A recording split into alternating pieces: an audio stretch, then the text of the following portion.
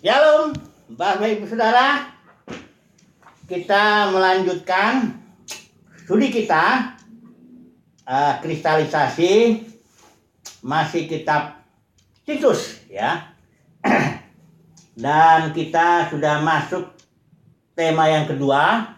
Jadi tema ini berbicara soal dasar-dasar teologis, di mana Paulus akhirnya memberikan nasihat-nasihat yang praktis, katakanlah begitu ya. Dan kemarin kita sudah bahas dasar teologis mengenai iman dan juga mengenai hayat ya. Ini dua hal yang sangat penting bagi pelayan Tuhan untuk dipahami ya. Barangkali kita tidak perlu dulu atau kita mengulang sebentar saja mengenai iman. Adalah sesuai definisi kita minta bantuan dari surat Roma. Iman itu the power of God yang menyelamatkan setiap orang yang percaya. Jadi iman bukan percaya secara kayak saya percaya saya ada di ruang atas ini, percaya rumah ini nggak rubuh, saya naik ke atas, bukan begitu. Orang minum juga percaya bahwa di dalamnya nggak ada racun, tapi bukan itu. Iman yang dimaksud Alkitab ini the power of God. Iman itu energi Elohim yang memampukan orang melakukan usaha percaya, usaha perbuatan baik, usaha setia dan sebagainya. Ini iman. Kita sudah bahas kemarin ya. Kemudian ini dasar teologis ini penting ini ya, iman. Dan iman adalah progresif ya. Iman itu harus bertumbuh. Iman itu harus menghasilkan perbuatan. Kalau memang benar imannya itu the power of God, itu energi Elohim, pasti dia melakukan perbuatan. Dan perbuatan ini pada gilirannya menyempurnakan iman yang ada. Nanti imannya ini bertumbuh. Kemudian iman yang bertumbuh ini menghasilkan lagi perbuatan iman. Akhirnya perbuatan ini menyempurnakan lagi. Begitu terus. From faith to faith. Dari iman kepada iman. Kita sudah bahas itu. Kemudian yang kedua, dasar penting ini adalah ajaran sehat ini hayat. Hayat itu istilah Yunani ini zoe ya. I am the life, kata Tuhan Yesus. Akulah hayat. Aku datang supaya mereka mempunyai hayat, mempunyai joy, dan mempunyainya dalam segala kelimpahan. Kita sudah belajar bahwa segala sesuatu yang masuk dalam waktu itu dia bertumbuh. Jadi hayat Kristus yang kita terima dalam waktu itu masih berupa benih. Dan dia bertumbuh sesuai dengan perjalanan waktu dan akhirnya berkelimpahan. Hayat berkelimpahan. Karena di dalam hayat inilah terkandung kasih, sukacita, damai sejahtera Kristus, sabaran, kemurahan, kebaikan Kristus, kesetiaan, kelemah lembutan, dan penguasaan diri Kristus. Kemudian dalam hayat ini terkandung suatu tenaga yang membuat kita atau energi yang membuat kita percaya. Dan bukan juga hanya percaya, bisa mengenal Elohim. Karena dalam Yohanes 17 Tuhan Yesus bilang, inilah hidup yang kekal, mereka mengenal Engkau. Nah, ini istilah kekal ini saya sudah bahas. Ini jangan dipakai lagi. Sebenarnya ini istilah kekal ini ada satu Alkitab itu kalau yang literal ya atau konkordan saya punya itu, dan itu enggak pakai. Karena ini kekal ini istilah yang kita sudah bahas, juga singgung sedikit kemarin. Kekal itu dimensinya Elohim ya. Dan tidak ada seorang pun yang bisa melihat itu. Tidak ada seorang pun yang bisa melihat Elohim. Bahkan Musa minta tolong tunjukkan kemuliaanmu, dalam arti kemuliaan di dalam kekekalan. Nggak bisa, manusia nggak bisa. Tak seorang pun manusia bisa melihat itu. Nah, Elohim yang adalah kekal itu, dalam dimensi kekal itu, dia menciptakan 3 dimensi lagi. Dimensi sorgawi, di mana dia meletakkan tahtanya di sana. Kalau saudara lihat Wahyu pasal 4, pasal 5 itu jelas ceritanya itu. Ya. Kemudian dia juga ciptakan dimensi yang kita lihat ini alam semesta ini, bumi. Ya, dimensi bumi yaitu kalau ilmuwan bilangnya ruang dan waktu. Ya. Ini dimensinya ini bumi luasnya alam semesta luas sekali. Itu kalau pakai teropong teleskop Hubble itu bisa ke ujung aja 78 miliar tahun cahaya. Jadi kalau 1 detik cahaya itu bisa 300.000 kilometer. Bayangkan itu kali 78 miliar tahun. Ini jarak itu ya. Terlalu luar biasa. Tapi itu alam semesta itu dimensi bumi yang Tuhan ciptakan itu adalah dimensi ruang dan waktu. Waktu juga diciptakan Tuhan ya. Sama itu. Kemudian ada dimensi di bawah bumi. Itu ada di Wahyu pasal 5. Itu paling jelas itu pasal 5 ayat 3 itu. Dikatakan di sana dimensi bumi di bawah bumi. Ya, ini dimensi surgawi, dimensi bumi, dimensi bawah bumi. Inilah yang disebut alam maut. Ada juga yang berpandangan ada Firdaus. Ada alam bawah bumi itu ada yang enaknya dan tidak enaknya ya. Kita nggak usah perdalam dulu itu. Yang penting Tuhan ciptakan 3 dimensi dan ini masing-masing beda. Ya, dimensinya. Kalau kita diangkat itu berarti kita pindah dari satu dimensi ke dimensi lain. Ya. Dan ini hidup kekal itu hayat itu Elohim itu adalah hayat. Ya. I am the life, ya. Ketika hayat ini masuk ke dalam dimensi waktu, dimensi bumi, dia bertumbuh. Karena segala sesuatu dalam dimensi bumi ini harus bertumbuh. Hewan bertumbuh, manusia bertumbuh, tumbuh-tumbuhan bertumbuh juga. Ya. Dan waktu itu ada awal, ada akhir. Jadi jangan hubungkan waktu, dimensi waktu ini dengan kekal. Beda. Ada orang punya pikiran hidup kekal itu berarti hidup yang selama-lamanya begitu. Nggak ada hubungannya kekal dengan waktu. Itu beda dimensi. Kekal itu adalah dimensi Elohim dan dia itu nggak diciptakan. Nah ini semua dimensi waktu, ini semua ciptaan. Dimensi surga pun diciptakan. Itu dimensi di mana Tuhan taruh tahtanya di sana. Bumi ini, dan segalanya diciptakan juga. Bawah bumi diciptakan juga. Ya, semuanya. Jadi semua ciptaan itu ya beda dengan dimensi Elohim yang tidak dicipta itu. Jangan, ini makanya istilah hidup kekal itu udah kacau habis itu. Itu istilah Yunani Zoe Aionos. Zoe itu adalah hidupnya Elohim. Aion itu waktu. Sama seperti istilah Ibrani olam, itu waktu. Ya. Jadi terjemahan yang tepat hidup berjaman-jaman, hidup hayat Kristus di dalam waktu. Itu terjemahan yang benar. Karena hidup ini nanti bertumbuh dia dalam waktu. Nanti habis waktu itu ketika nanti langit dan bumi yang baru yang terakhir itu periode yang terakhir dalam ekonomi Elohim itu habis waktu, nggak ada lagi. Matahari bulan tuh yang ngatur waktu nggak ada lagi. Ya. Jadi jangan campur adukan dimensi kekal dengan dimensi bumi ini yang adalah waktu dan ruang ini. Ya, jadi hidup ini terjemahan Alkitab ini. Saya sedang menerjemahkan Alkitab, Bu. Saya sedang menerjemahkan Alkitab di mana saya terjemahkan Joy Aion itu hidup di dalam waktu, hidup Kristus di dalam waktu. Jadi nggak boleh diterjemahkan hidup kekal. Ini gara-gara inilah kesalahan ini jadi akhirnya jadi ada doktrin neraka kekal. Ngawur benar itu. Dari Agustinus itu. Dalam bukunya The City of God. Dia bilang karena kita dapat hidup yang kekal, ya kalau kita dibuang ke neraka ya nerakanya kekal juga.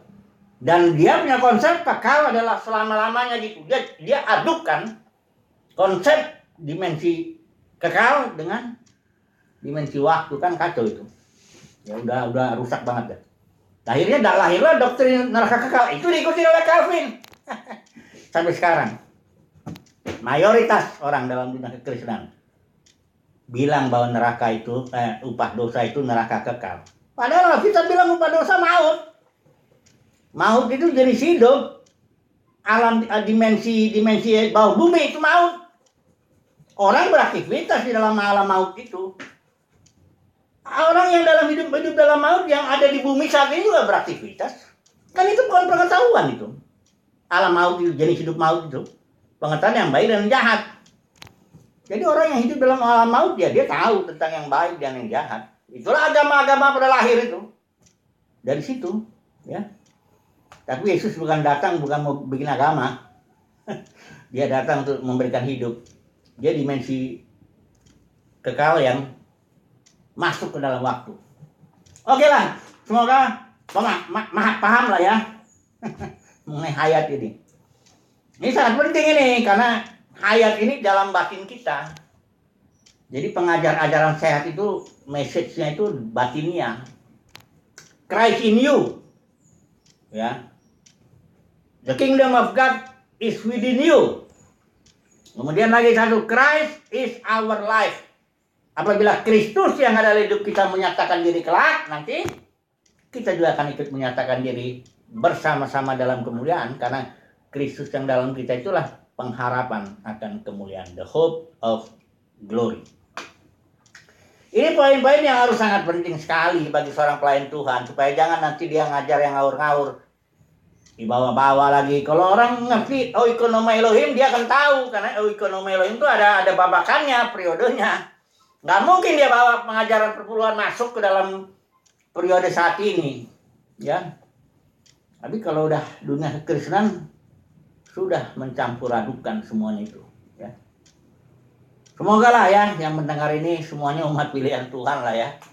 Dalam dirinya ada pengurapan dalam batin itu ada. Umat pilihan Tuhan itu dia ngerti. Oke, 2 poin lagi untuk menjelaskan dasar teologis. Ya. Tadi yang pertama hayat udah kita bahas.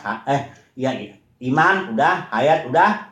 Yang ini yang ketiga ini manifestasi kemuliaan. Atau kedatangan Tuhan lah nanti kita bahas sedikit aja.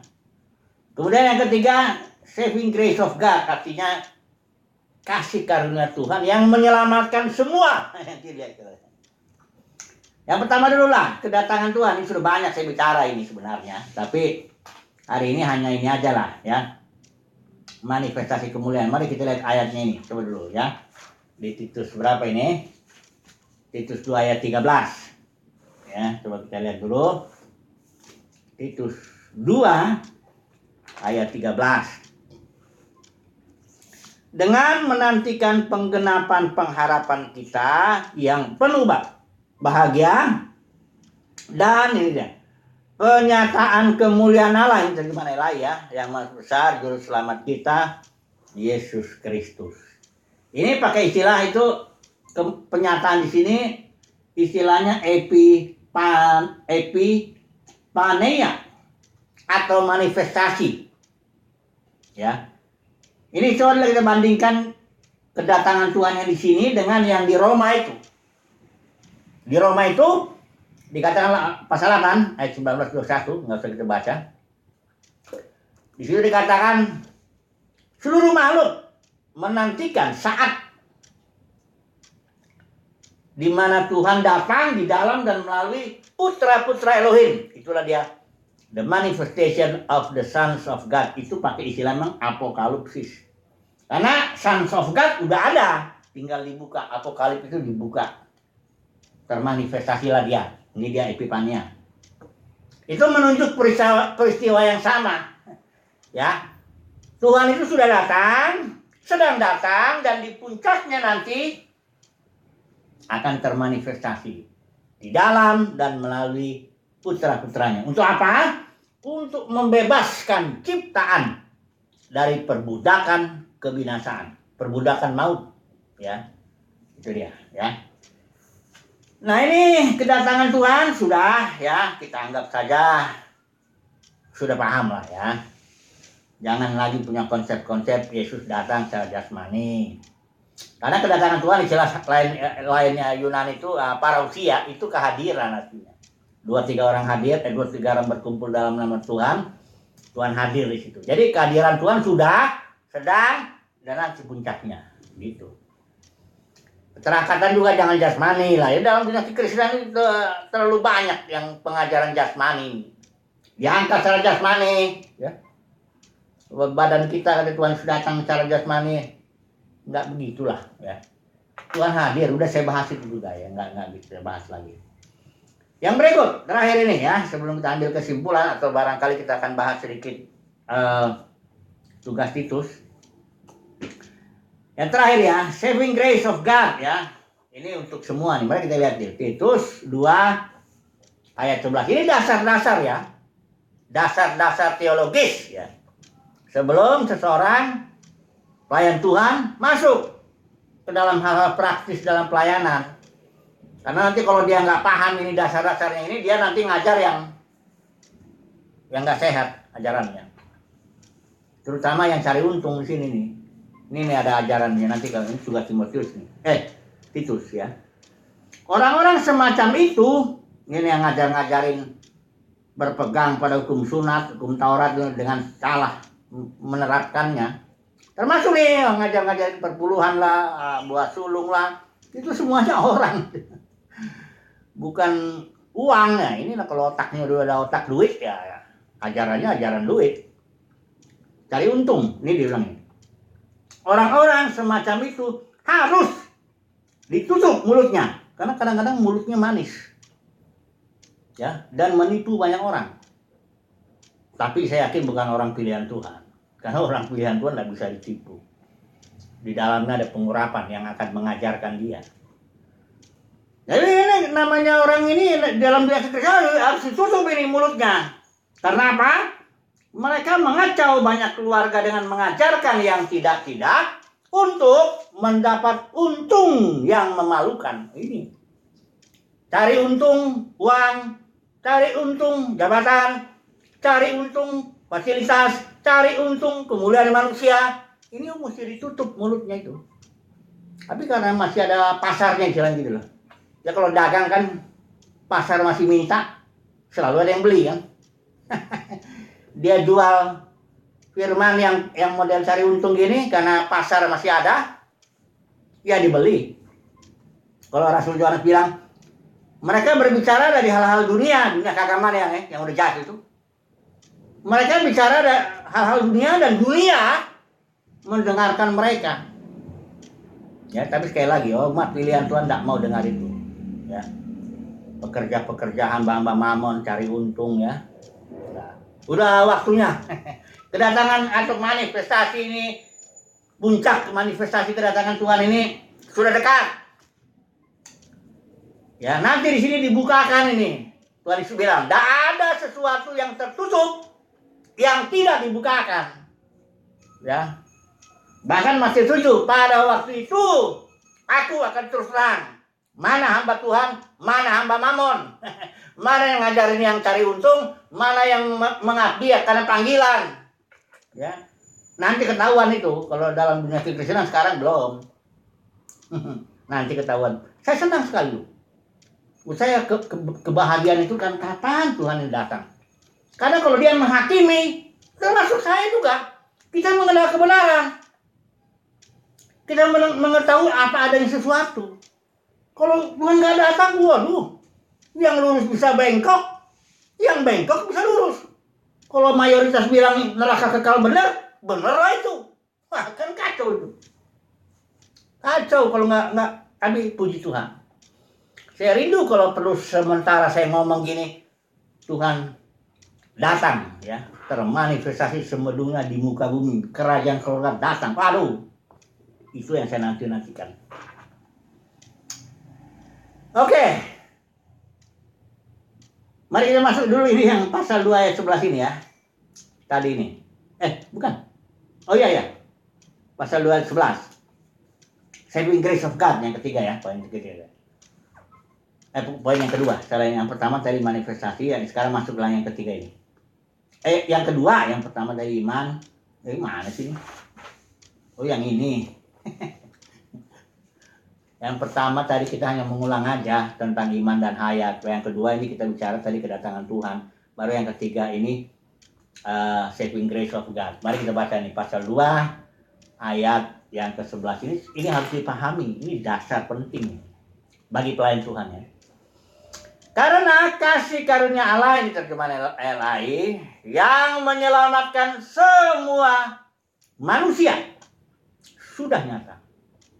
Ini istilahnya tidak sebagian, nggak sebagian manusia diselamatkan, semua. Makanya dalam surat Timotius sudah kita bahas tuh. Paulus bilang pertama-tama naikkan doa untuk semua orang.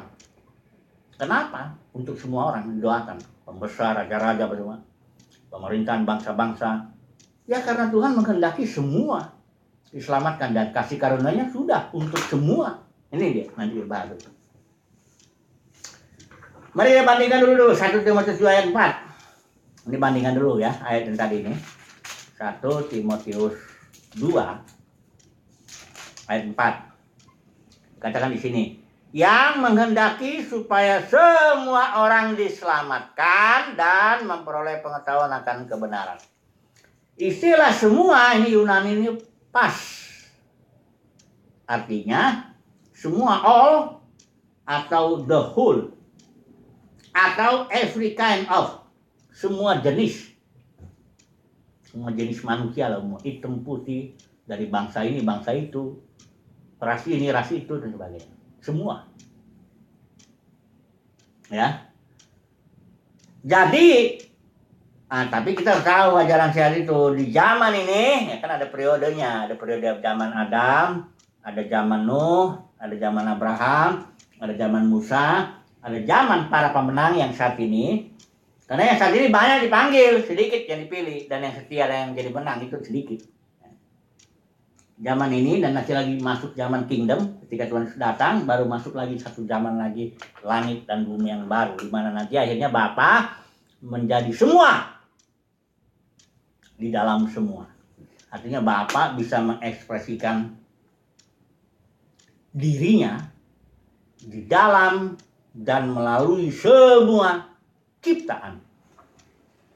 Kalau lihat, kalau itu istilah itu munculnya, konteksnya di 1 Korintus 15 itu bicara tentang satu orang mati, maut masuk dalam seluruh dunia, semua orang.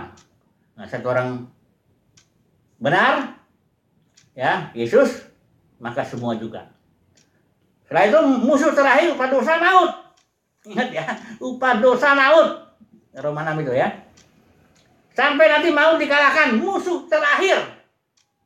Artinya nggak ada lagi musuh, namanya udah musuh terakhir, maut. Kalau itu dikalahkan, ya kondisi ini akhirnya menghasilkan Bapa menjadi semua dalam semua. Ingat ya, upah dosa maut. Sekali lagi, upah dosa maut, bukan neraka kekal. Itu kalau neraka kekal itu ajaran Agustinus, diajarin Calvin lagi, terus sampai sekarang orang. Jangan tambah-tambahin firman Tuhan atau kurang atau ubah firman Tuhan. Alkitab bilang upah dosa adalah maut, dan maut adalah jenis hidup yang dikuasai iblis, dan nanti maut ini dikalahkan. Sekarang udah kalah sebenarnya dia, karena Yesus itu udah mati bangkit, udah mengalahkan maut. Tapi nanti akan kelihatan 1 Korintus 15 tuh, akhirnya Bapa menjadi semua di dalam semua. Nah, coba dulu kita ambil kesimpulan dulu, ya. Ini sudah kita pelajari dasar-dasar teologis ajaran sehat ini, nih, mengenai iman, hayat, mengenai kedatangan Tuhan, dan mengenai saving grace of God, keselamatan atau kasih karunia Elohim untuk semua manusia. Udah kita bahas ya. Baru nanti ada praktisnya nih, ajaran-ajaran praktikal ya, tugas Titus ya. Tapi kalau orang nggak jelas ini ajaran yang sehat ini, yang dasarnya ini, ya akhirnya bahayanya itu cari untung. Karena dunia kekristenan itu udah dipenuhi 3 ajaran sesat ini, dan itu dianggap benar. Karena udah jadi ajaran, bukan praktek lagi. Bileam, Nikolaus, Jebel itu udah ajaran. Saya udah banyak bicara yang 3 inilah. Jadi saya yakin umat pilihan Tuhan akan keluar dari sini. Nggak ambil bagian lah dalam 3 ajaran sesat. Yang udah jadi ajaran ya, udah dianggap benar maksud saya. Kalau udah diajarikan itu, dianggap benar. Bileam, dagang, oh benar itu udah. Biasa itu, seorang pekerja kan dapat upahnya. Pengkhotbah terkenal di Indonesia ini kan bilang begitu. Kalau makan di warung Padang kan bayar. Ya makan firman di sini juga bayar lah. Gitu. Udah dianggap benar, Bileam. Padahal itu ajaran Bileam. Terus Nikolaus, denominasi, hierarki, udah benar, dianggap benar, udah. Ya. Jadi malah aneh kalau dibilang denominasi salah, aneh. Malah udah dibilang denominasi itu gereja. Padahal di dalam Kisah Para Rasul beda banget. Ya. Gereja di Kisah Para Rasul itu beda banget dengan gereja yang dibilang gereja dalam dunia kekristenan saat ini. Waduh, beda banget. Ya, karena tapi kalau udah ajaran Nikolaus, udah dianggap benar. Ya. Kemudian, Izebel ini ajarannya saya bahas ya. Pertama dia punya meja, yang kedua dia punya merampas otoritas. Ini para gembala sidang nih, merampas otoritas Yesus, tapi dia punya meja, orang bisa makan di situ. Itu nabi-nabi palsu yang makan di situ, ya. Dia ngumpulin duit soalnya, wow bisa kaya banget. Saya dengar ada gereja atau Izebel yang terbesar di dunia ini ada bisa narik 600.000 umat Tuhan. Gedungnya bisa besar sekali. Sekali ibadah bisa 25.000 apa itu? 7 kali ibadah kalau nggak salah dulu ya. Sekarang udah meninggal ya. Kasus ujung-ujungnya biasa itu kasus ujung-ujungnya itu. Kalau Izebel itu biasa ujung-ujungnya kasus duit. Yang anaknya main saham lah, pakai uang gereja nggak bener lah, bahkan anak sama bapak bisa masuk pengadilan. Kebetulan teman saya itu yang salah satu pengacara yang dari anaknya itu ini di Indonesia. Biasalah itu kalau karena udah dianggap ajaran, ya, udah dianggap bener. Jadi kalau ada orang ngomong yang lain dianggap sesat, sakit hati, menghakimi, nggak apa-apa. Nanti kita akan lihat. Karena saya bicara juga untuk umat pilihan Tuhan. Karena dalam dunia kekristenan banyak yang dipanggil, sedikit yang dipilih. Oke lah, kesimpulannya gimana? Ya kita harus punya lah dasar-dasar itu hamba Tuhan supaya nanti dalam pelayanan jangan cari untung, dalam pelayanan jangan dagang, dalam pelayanan jangan menaklukkan jemaat ya, jangan ngambil uangnya dan sebagainya, jangan ngambil untung lah, kira-kira begitu. Haleluya, amin.